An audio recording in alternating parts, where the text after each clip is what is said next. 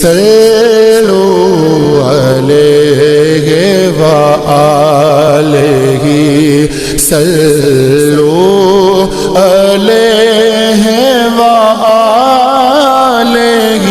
أعوذ بالله من الشيطان الرجيم. بسم الله الرحمن الرحيم. يا أيها الذين آمنوا لا تتخذوا عدوي وعدوكم أولياء تلقون إليهم بالمودة وقد كفروا بما جاءكم من الحق يخرجون الرسول وإياكم أن تؤمنوا بالله ربكم إن كنتم خرجتم جهادا في سبيلي وابتغاء مرضاتي تسرون إليهم بالمودة وأنا أعلم بما أخفيتم وما أعلنتم ومن يفعله منكم فقد ضل سواء السبيل. إن يثقفوكم يكونوا لكم أعداء ويبسطوا إليكم أيديهم وألسنتهم بالسوء وودوا لو تكفرون. لن تنفعكم أرحامكم ولا أولادكم يوم القيامة يفصل بينكم والله بما تعملون بصير. قد كانت لكم أسوة حسنة في إبراهيم والذين معه إذ قالوا لقومهم إنا براء منكم ومما تعبدون من دون الله كفرنا بكم وبدا بيننا وبينكم العداوة والبغضاء أبدا حتى تؤمنوا بالله وحده إلا قول إبراهيم لأبيه لأستغفرن لك وما أملك لك من الله من شيء ربنا عليك توكلنا وإليك أنبنا وإليك المصير. ربنا لا تجعلنا فتنة للذين كفروا واغفر لنا ربنا إنك أنت العزيز الحكيم.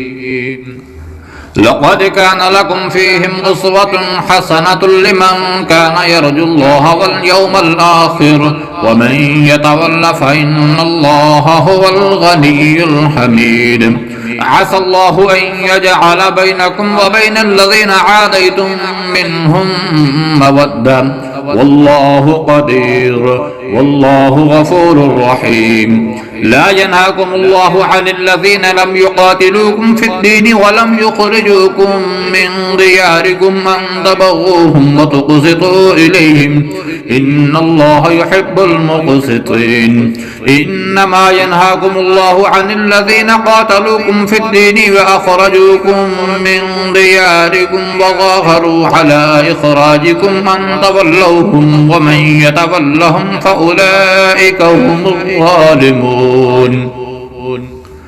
يا أيها الذين آمنوا إذا جاءكم المؤمنات مهاجرات فامتحنوهن الله أعلم بإيمانهن فإن علمتموهن مؤمنات فلا ترجعوهن إلى الكفار لا هن حل لهم ولا هم يحلون لهن وآتوهم ما أنفقوا ولا جناح عليكم أن تنكحوهن إذا آتيتموهن أجورهن ولا تمسكوا بعصم الكوافر واسألوا ما أنفقتم وليسألوا ما أنفقوا ذلكم حكم الله يحكم بينكم والله عليم حكيم.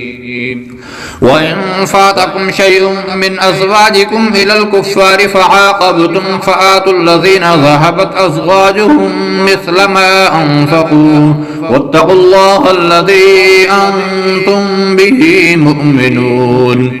يا أيها النبي إذا جاءك المؤمنات يبايعنك على أن لا يشركن بالله شيئا ولا يسرقن ولا يزنين ولا يقتلن أولادهن ولا يأتين ببهتان يفترينه بين أيديهن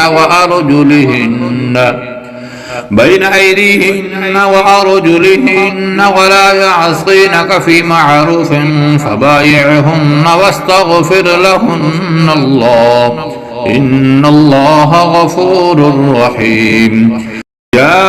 أيها الذين آمنوا لا تتولوا قوم غضب الله عليهم قد يئسوا من الآخرة كما يئس الكفار من أصحاب القبور.